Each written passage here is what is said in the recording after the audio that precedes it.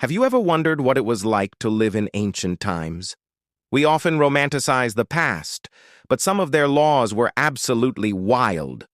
Get ready, because today we're diving into some of the most unbelievable laws from ancient cultures that you probably never knew existed. Let's start in ancient Rome.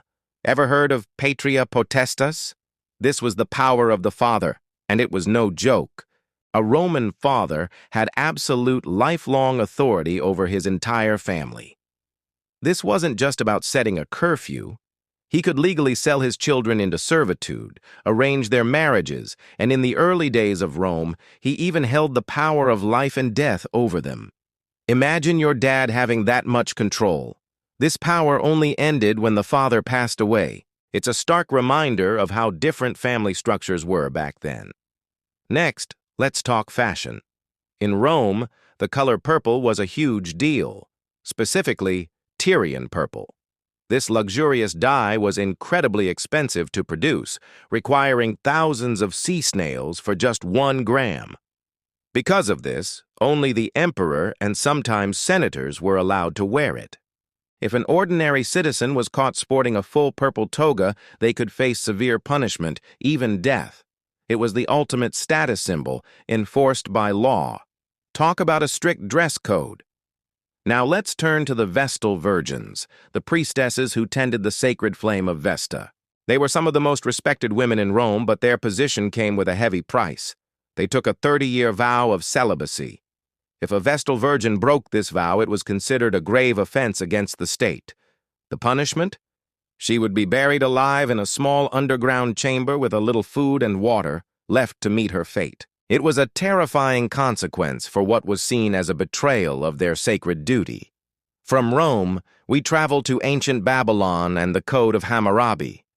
One law in particular would make modern builders tremble. It stated that if a house collapsed and killed the owner, the architect who built it would be put to death. If the collapse killed the owner's son, the architect's son would be executed.